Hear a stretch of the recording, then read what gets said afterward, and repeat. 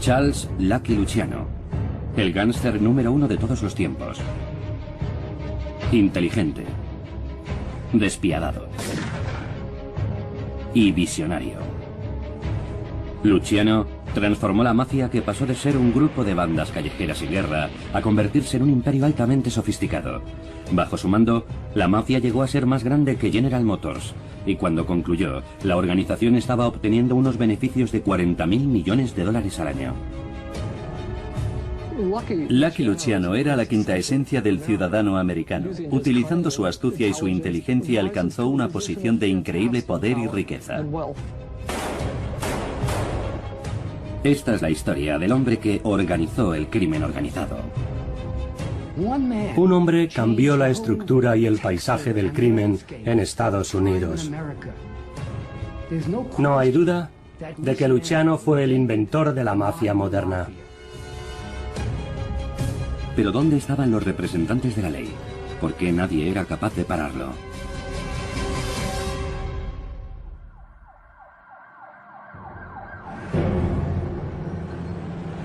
El 10 de septiembre de 1931, 4 sicarios llamaron a la puerta de las oficinas situadas encima de la estación Grand Central de la ciudad de Nueva York. Su objetivo, el jefe supremo de la mafia de Nueva York, Salvatore Maranzano.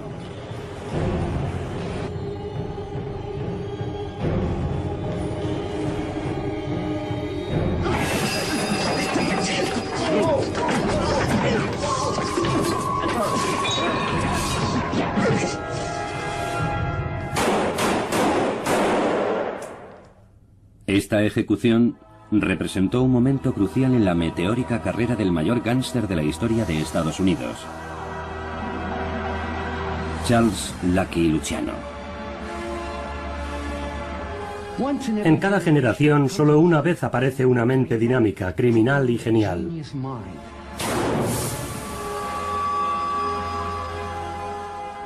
Y la mafia americana tuvo la inmensa fortuna de tener a Lucky Luciano.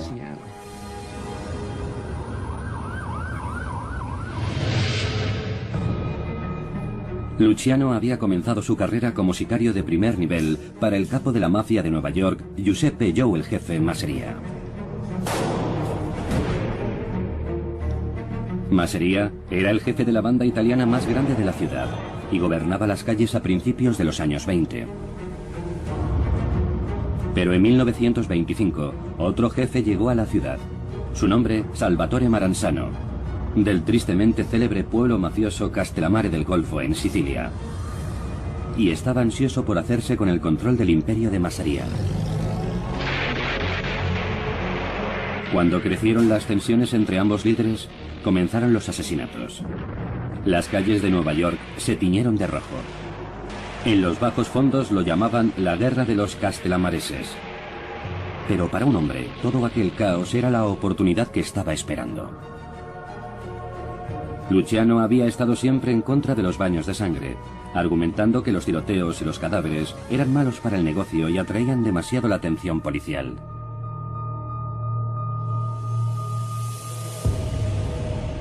Luciano despreciaba también los viejos modos de su jefe de guerra, Masseria. Luciano quería tender puentes con los gánsteres judíos e irlandeses.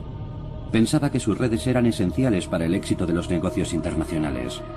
Pero Masseria se oponía ferozmente a cualquier asociación con organizaciones no italianas. La gente como Masseria apenas hablaba inglés, no podían comunicarse. Era una generación diferente, y Lucky entendió aquello y ellos no.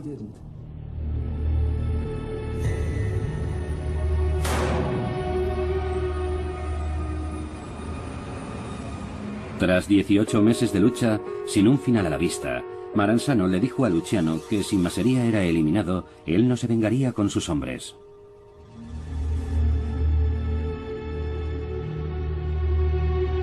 Luciano compartía la visión de Maranzano y le hizo una oferta. Mataría a su jefe Masseria si podía hacerse con el control de su banda y tener el mismo poder que Maranzano. Maranzano aceptó el trato.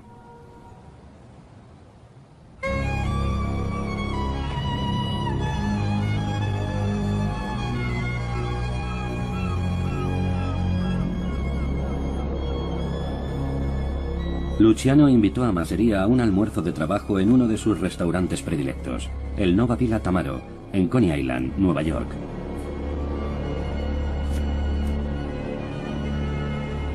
Mientras jugaban a las cartas, los sicarios de Luciano esperaban fuera, atentos a su señal.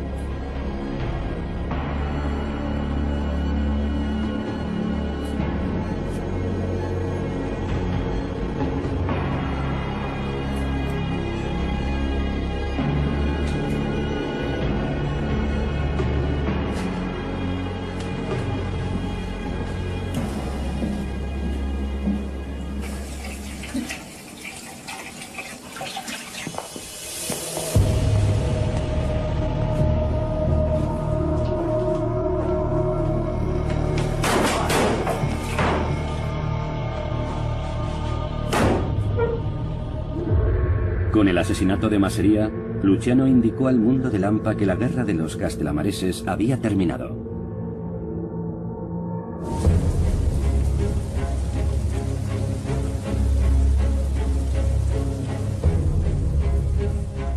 Maranzano invitó entonces a cientos de gánsteres de todo el país a una reunión en el Bronx para anunciar su victoria.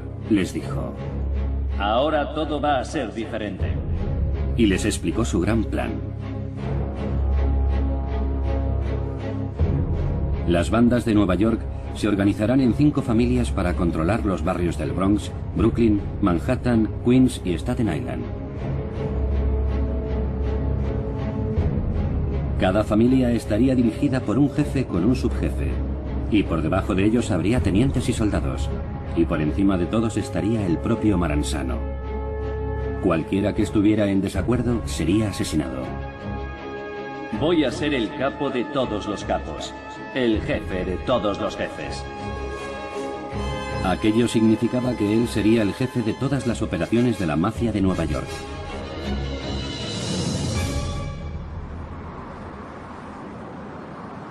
Su discurso enfureció a Luciano. Maranzano había incumplido su promesa de igualdad, y ahora Lucky Luciano estaba decidido a devolver el golpe.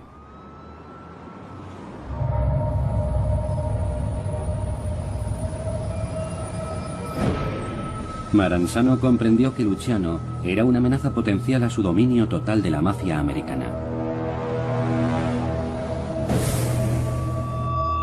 Maranzano contrató al famoso asesino irlandés Vincent Perro Loco Cole para deshacerse de Luciano. Cole era un solitario asesino a sueldo de fuera de la ciudad y sería perfecto para el trabajo. Pero Luciano se enteró de los detalles del plan. Maranzano le citaría en su despacho para una reunión de negocios y Perro Loco Cole estaría allí para matarlo.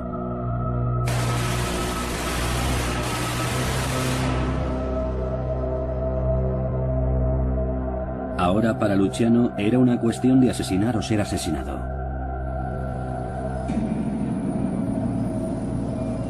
El problema era cómo matar a Maranzano. Estaba extremadamente bien protegido.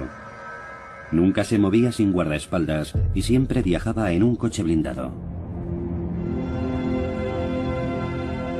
Agentes fiscales y contables de impuestos eran visitantes frecuentes en las oficinas de Maranzano. Y Luciano comprendió que aquel era su medio de acceso.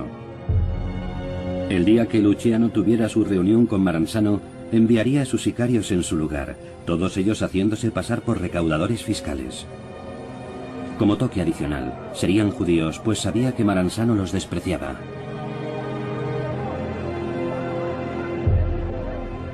Luciano se puso entonces en contacto con su amigo de la infancia, Meyer Lansky, para preparar el golpe.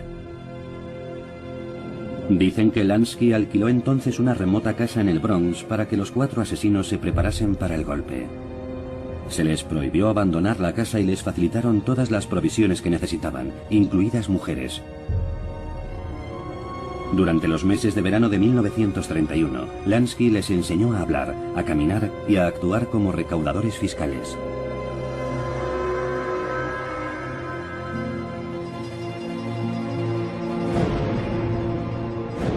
Y en septiembre llegó la llamada. Maranzano le dijo a Luciano que fuese a su despacho para discutir un asunto urgente de negocios.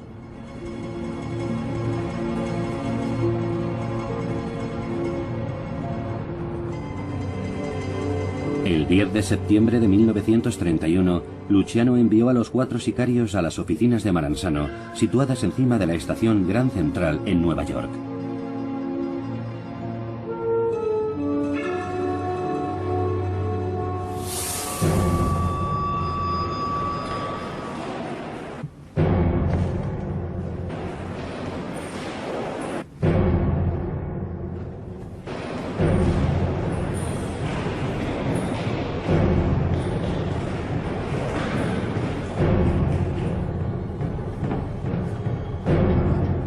Los gánsteres entraron en su despacho y sacaron sus cuchillos. El arma escogida para matar a su víctima en silencio.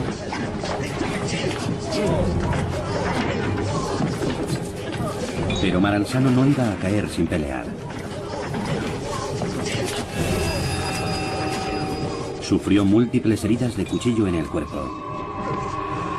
Tenía la garganta degollada, pero seguía con vida.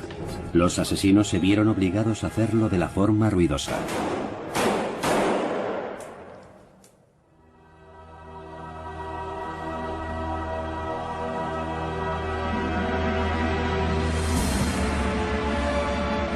Con la muerte de Maranzano, había llegado la hora de Luciano.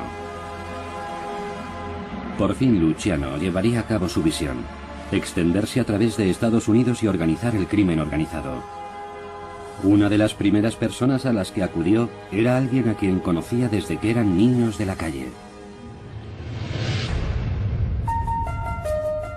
Luciano había comenzado ofreciendo protección a colegiales judíos amenazados por bandas de irlandeses. Un día, se enfrentó a un niño mientras se dirigía a su casa.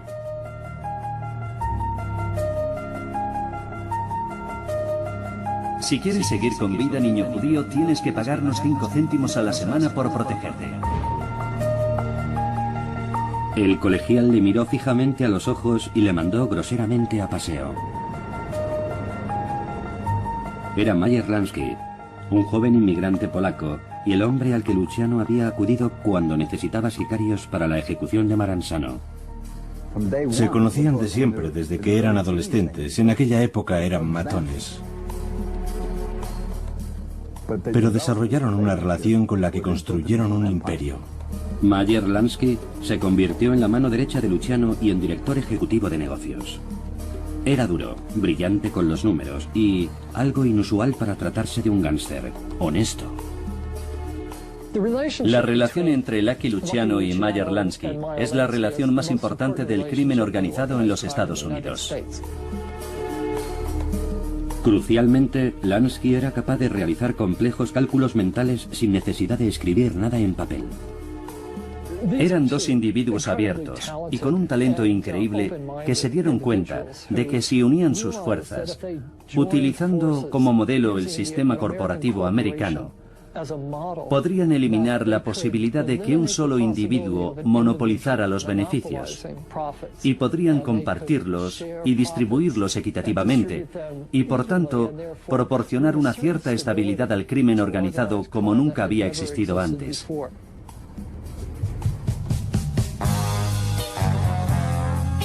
Y había otro gángster judío que haría pensar a lo grande a Luciano: Arnold Rothstein. Conocido en Broadway como el Cerebro, el gran patrocinador y el intermediario, Rothstein era un hombre de negocios de Nueva York increíblemente rico. Había cosas que Rothstein estaba haciendo que nadie más hacía, y Luciano vio las posibilidades. Rothstein era capaz de perpetrar fraudes que nadie podía siquiera soñar. Arnold Rothstein era famoso por ser el hombre que había amañado las series mundiales de 1919. Se trata de un ejemplo paradigmático de fraude. Coges una actividad normal como el deporte del béisbol, corrompes a los jugadores y puedes jugar sobre seguro en una apuesta.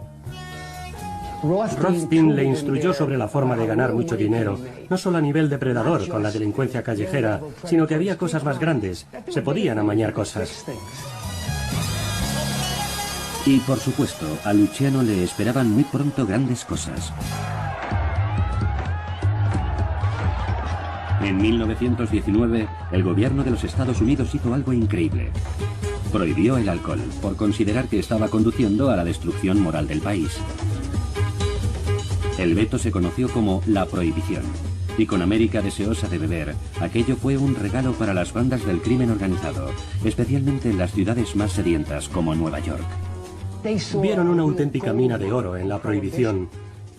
Y lo que ocurrió fue que algunos mafiosos, como Luciano, tuvieron que convertirse en ejecutivos, porque ahora tenían que dirigir organizaciones que o bien importaban alcohol o lo fabricaban, y había que distribuirlo. Así que en ese sentido tenían que dirigir una auténtica organización. Ya no se trataba de salir a la calle a robar a alguien, ahora tenían que ser inteligentes, porque ya no estaban manejando miles de dólares, sino millones. Resultó que aquella gente que realmente eran delincuentes inexpertos y anticuados pasaron a ser ejecutivos criminales de negocios de la noche a la mañana. Luciano, Lansky y Rothstein aprendieron rápido y pronto se hicieron muy ricos.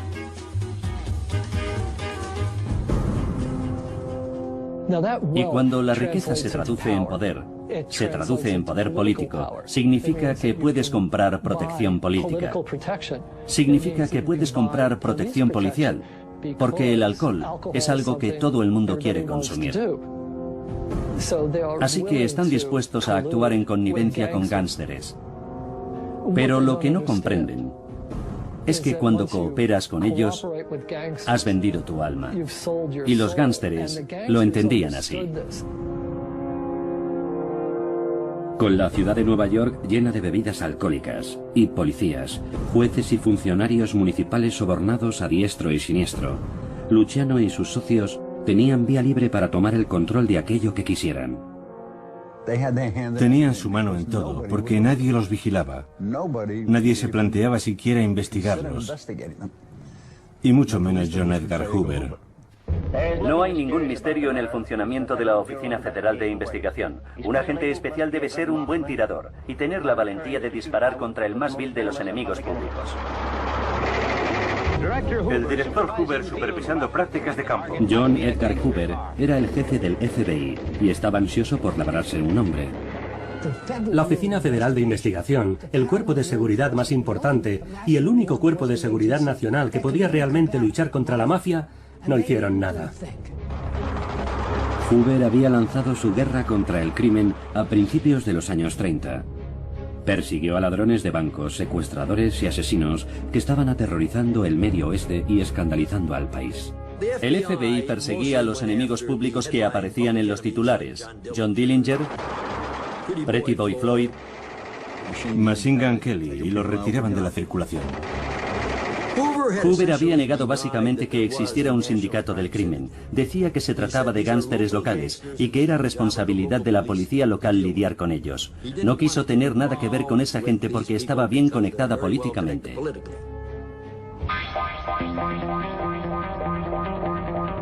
Consciente de que nadie iría a por él, Luciano pudo expandir su visión y desarrollar nuevas formas para que la mafia pudiera crecer.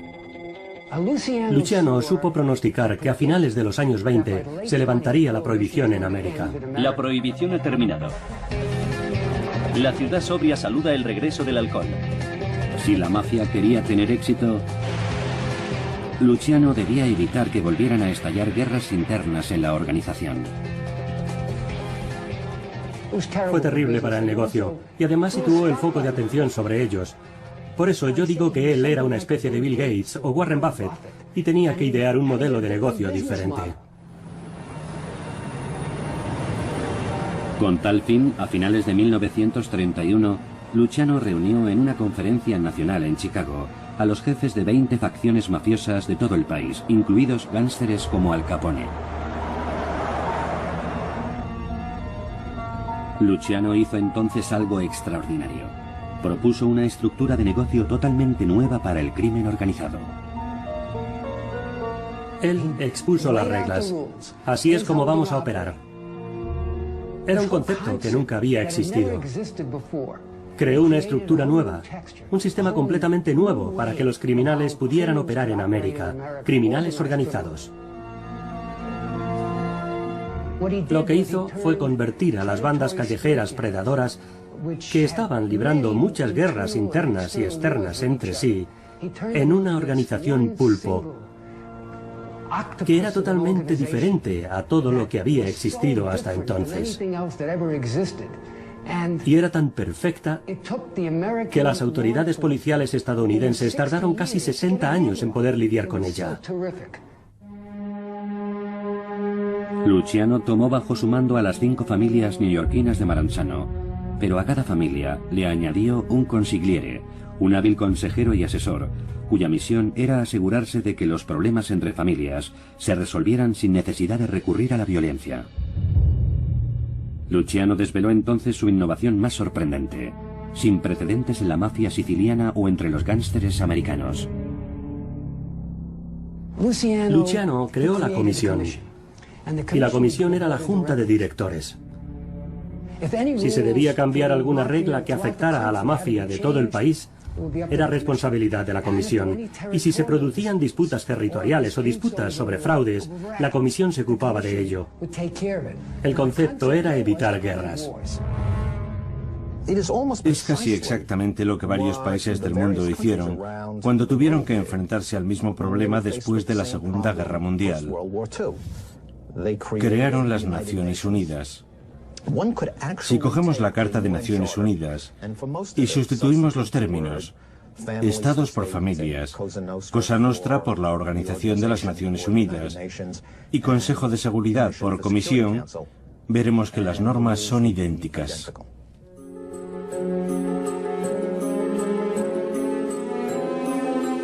Como prueba de sus buenas intenciones, Luciano introdujo otro cambio sorprendente. Él sería uno más entre iguales. No habría jefe de todos los jefes. En su lugar, Luciano introdujo una forma más democrática de liderazgo. La comisión consistiría en una junta de 7 directores de familia, 5 en Nueva York, 1 en Chicago y otro en Buffalo. Cada uno de ellos tendría un solo voto, y todas las decisiones serían tomadas por la mayoría. Ello aseguraba que todos los jefes de las familias más poderosas tuvieran el mismo derecho de opinión. Era un genio increíble y dinámico, que supo ver cómo debía organizarse el entramado de la mafia. Era una persona que había llegado en 1931 y se dio cuenta de que para prevalecer y tener éxito, la mafia debía ser un espejo del capitalismo americano. Luciano había ideado una estructura de negocio que se mantendría durante los siguientes 50 años. Y como funcionaba a la perfección, todo estaba a su disposición.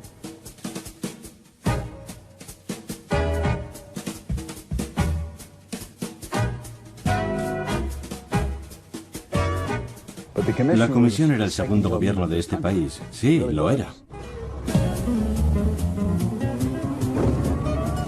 Controlaban muchas industrias de este país. Algunas de las más importantes eran el negocio de la restauración, la industria del juego. Las Vegas es un gran ejemplo de ello. Controlaban la industria del vestido, la industria de la carne, el mercado del pescado, los muelles, los sindicatos, los préstamos ilegales, las drogas y la prostitución. Luciano dijo que iba a convertir la prostitución en una industria como la de AMP, que es una cadena de supermercados. Eran todopoderosos. Y estaban ganando miles de millones de dólares al año.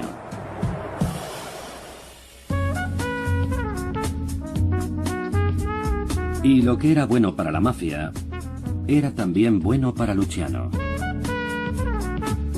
Según los patrones de 1931, Lucky Luciano ya no era millonario, era multimillonario.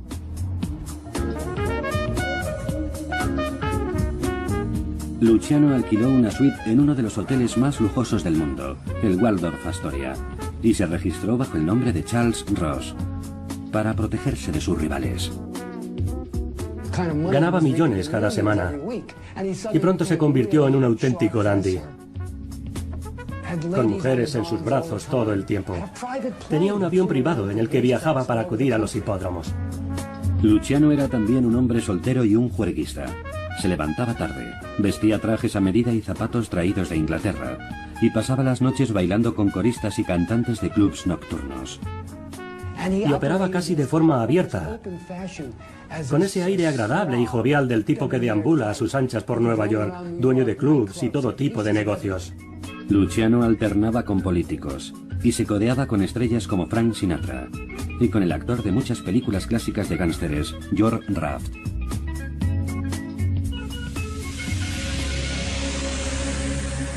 Oficina Federal de Investigación. El elevado tren de vida de Luciano estaba despertando la atención en otros ámbitos. División de Identificación. Los agentes del FBI comenzaron a percatarse de que desempeñaba un papel clave en el mundo del AMPA. Pero sorprendentemente, tenían poca información sobre él.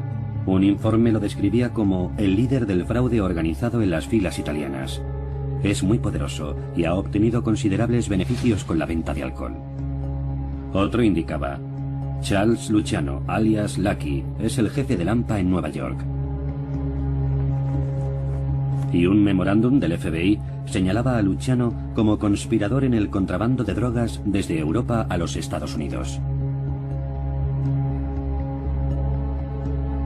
También tenían en sus manos informes policiales locales que demostraban que Luciano había sido detenido 35 veces por delitos que iban desde infracciones de tráfico hasta atraco a mano armada. Sin embargo, pese a todas estas evidencias, el FBI decidió seguir ignorándole.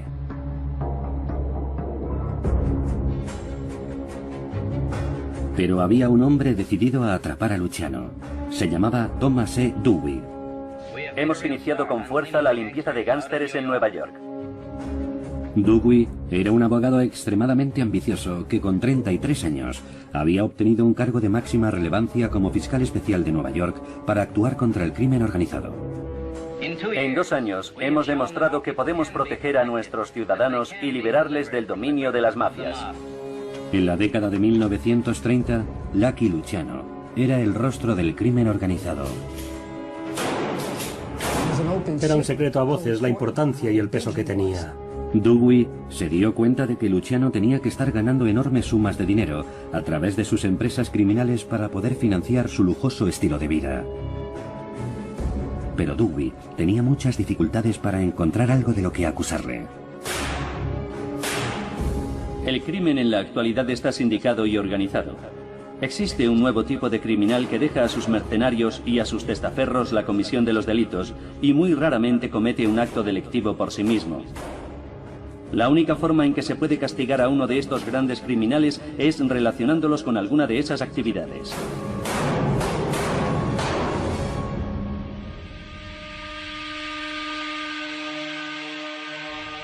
Dewey tenía muchas dificultades en encontrar algo de lo que acusarle. Luciano era muy prudente en cada uno de los pasos que daba. Era muy cauteloso con respecto a las escuchas, muy precavido en sus conversaciones telefónicas, y al igual que su viejo amigo Meyer Lansky, no conservaba ningún documento escrito, guardaba todos los detalles incriminatorios en su cabeza.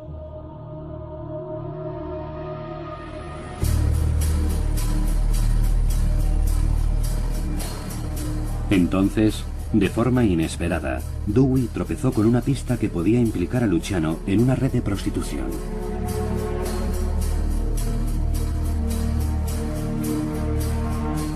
Una serie de escuchas policiales realizadas en burdeles locales ofreció pistas de que una organización llamada The Combine controlaba cerca de 300 establecimientos en Manhattan y Brooklyn.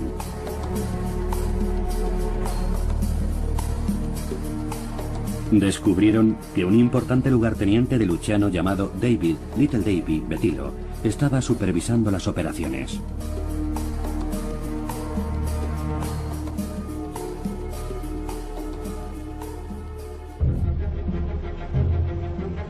En enero de 1936, los investigadores de Dewey llevaron a cabo una redada en 80 burdeles del área de la ciudad de Nueva York y arrestaron a más de 80 prostitutas y madames. Esas mujeres arrestadas se vieron realmente entre la espada y la pared. No tenían ningún sitio a donde ir. Los policías comenzaron a someter a las mujeres a una intensa presión para sacarles información sobre Luciano. Muchas eran adictas a la heroína en el momento de ser detenidas.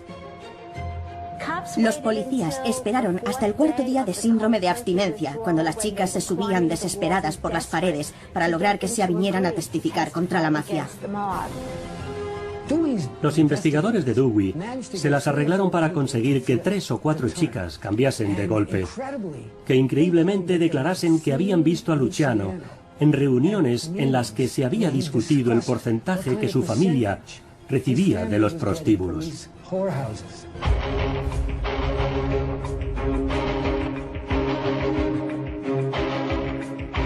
Antes incluso de que diese comienzo el proceso, los periódicos ya habían condenado a Luciano. El New York Daily News le describía en uno de sus titulares como el zar de mirada lánguida de la profesión más antigua del mundo.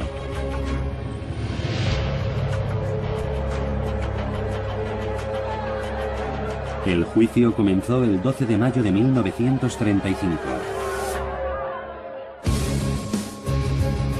Dewey fue muy contundente en su exposición inicial.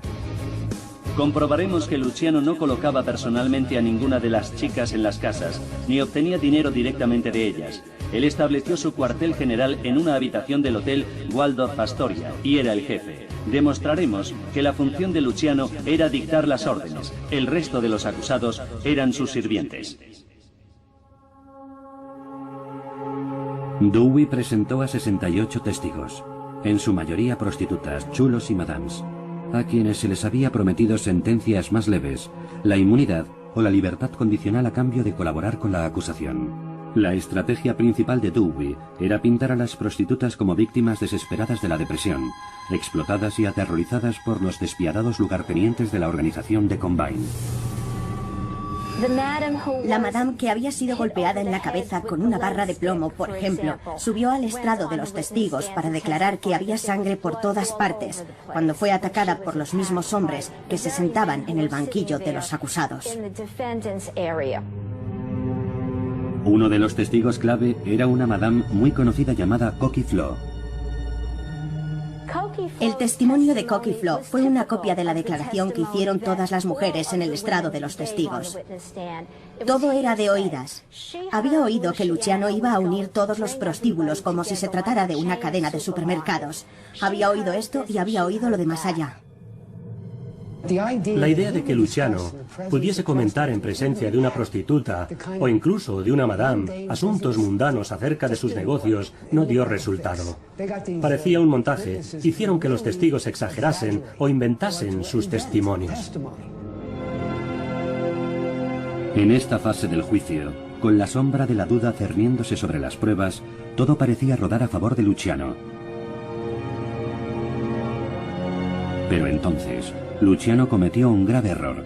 En contra del consejo de su abogado, insistió en subir al estrado de los testigos para negar todos los cargos. La estrategia de Dewey, mientras interrogaba a Lucky Luciano, mientras Luciano declaraba bajo juramento en el estrado de los testigos, fue muy brillante. Consiguió sacar a relucir su faceta de personaje de Lampa, la faceta que resultaba menos agradable al público, la que no tenía nada de dulce ni de sofisticado de cara a los demás. Durante 4 horas, Dewey le acribilló a preguntas sobre su vida, sus anteriores condenas, sus impuestos, su asociación con otros gánsteres, y demostró que mentía respuesta tras respuesta. Estaba realmente lacerado por las preguntas de Dewey. ¿Tengo que pedirle que diga la verdad cuando está bajo juramento? Estoy diciendo la verdad ahora. No quiere responder a esa pregunta, ¿verdad? No digo que haya dicho la verdad todo el tiempo, pero ahora digo la verdad. El demoledor ataque de Dewey hundió a Luciano, que se mostró como un pobre diablo nervioso y sudoroso. En lugar de un honesto hombre de negocios, pasó a ser un evasor de impuestos. No ha pagado aún ni un solo centavo al gobierno estatal, ¿no es así? Así es.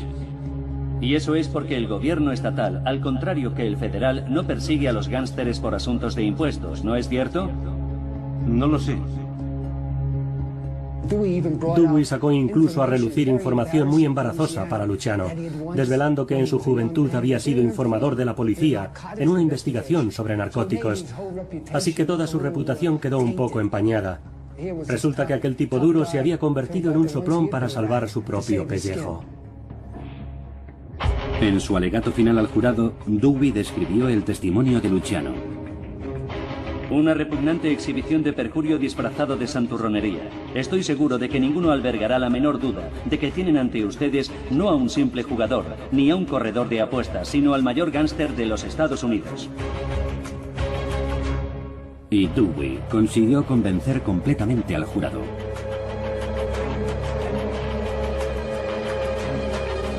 Luciano fue condenado por 62 cargos de prostitución forzada. Luciano culpable. El juez McCook pronunció la sentencia.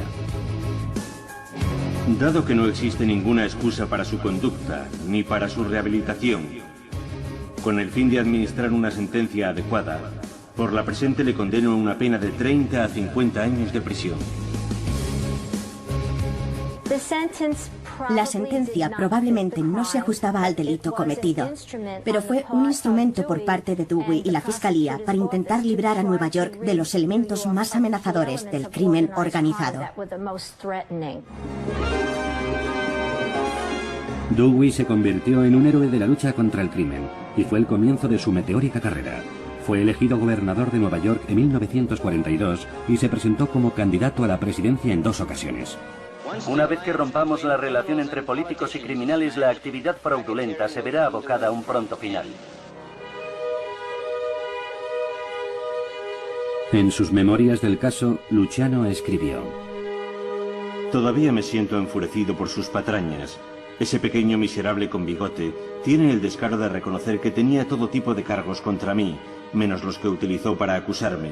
Sabía que yo no tenía nada que ver con la prostitución, pero Dewey era un estafador desde el punto de vista legal y utilizó una sarta de mentiras para apuñalarme por la espalda.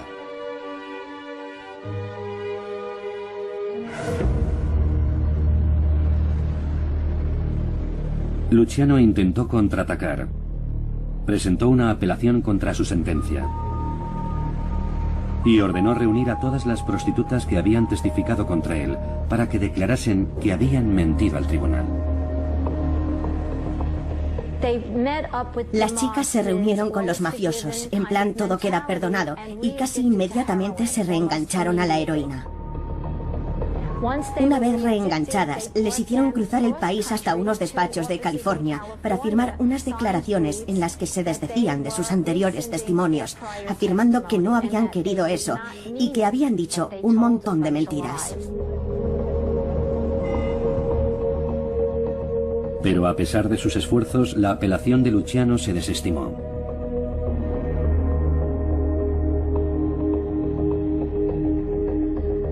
Luciano fue enviado a la remota penitenciaría Clinton de máxima seguridad en Dannemora, cerca de la frontera con Canadá. El centro, apodado Siberia, estaba a 800 kilómetros de distancia y distaba mucho del lujoso ambiente que rodeaba su vida en Manhattan. Menudo contraste, de una suite de las Torres Waldorf a una celda. Cuando me dijeron que me enviaban a Dannemora, no sabía si lo soportaría. Pasaba de una suite en el Waldorf a una cloaca. Y lo peor es que no teníamos ningún contacto, y eso quería decir que me esperaban tiempos duros. Estaba dispuesto a pagar una fianza de $1 millón, y así lo comuniqué en cuanto supe que me llevaban a Dannemora. Pero ahora me tenían y no iban a soltarme. Sin embargo, los que pensaban que Luciano estaba acabado se equivocaron. Su inteligencia visionaria, al crear la comisión, quedó patente.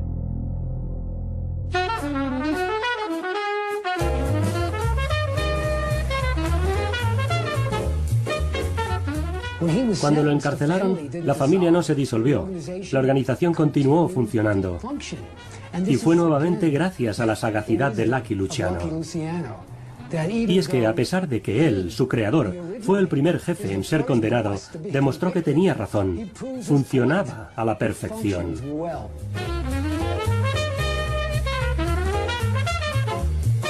Aunque Luciano siguió siendo el jefe, Frank Costello, una figura muy conocida y respetada en el mundo del AMPA, asumió la gestión cotidiana de su imperio. Costello siguió recaudando millones de dólares y aumentando la fortuna de la familia, mientras su jefe planeaba su siguiente jugada. Y Luciano no tuvo que aguardar mucho tiempo.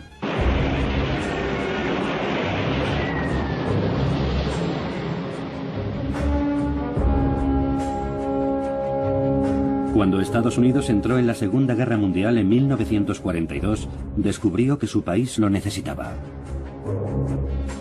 La guerra en el Atlántico iba muy mal para los aliados.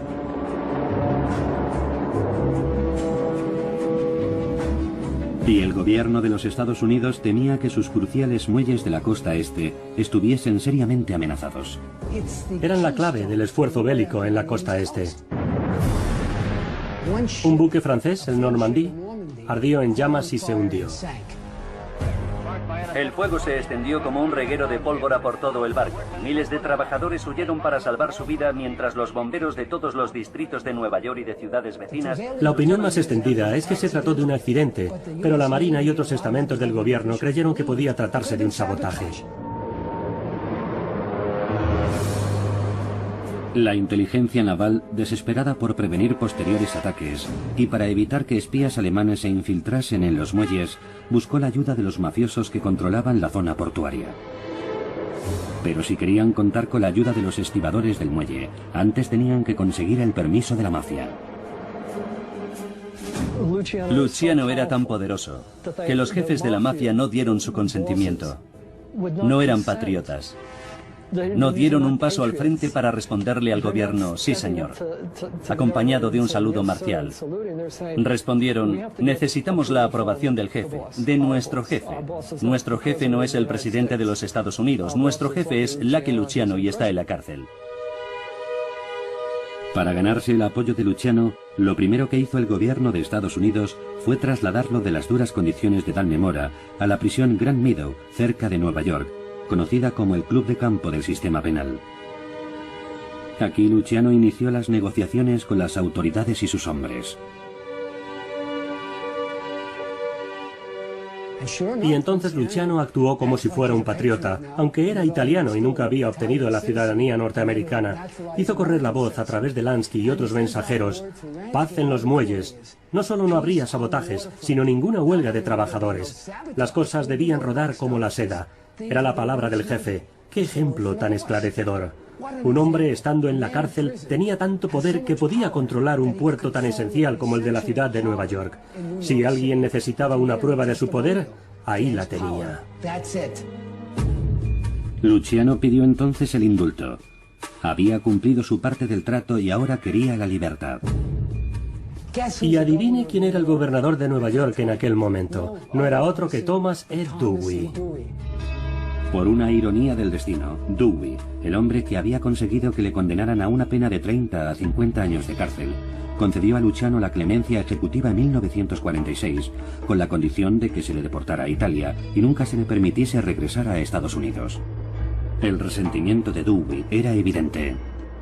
Desde la entrada de los Estados Unidos en la guerra, las Fuerzas Armadas buscaron la ayuda de Luciano con el fin de inducir a otros a proporcionar información respecto a posibles ataques enemigos. Parece ser que colaboró en ese sentido, aunque el valor real de la información obtenida no está del todo claro.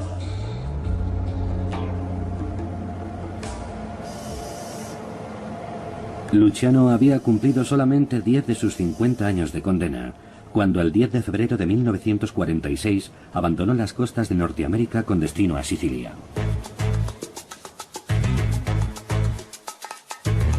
Sin embargo, al cabo de pocos meses, Luciano viajaba de Italia a Cuba y estaba de vuelta en los negocios.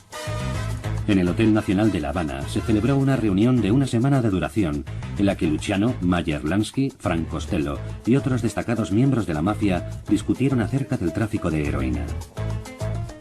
Intervino en muchos tratos sobre narcóticos, ya que Italia se había convertido en un importante centro de distribución de droga, no solo hacia Estados Unidos, sino hacia el mundo entero.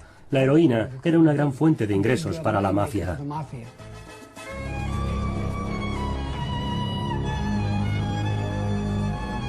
En 1957, en Palermo, Sicilia, se supo que Luciano había participado en reuniones con más de 30 líderes de la mafia norteamericana y siciliana para crear la mayor red de exportación mundial de heroína.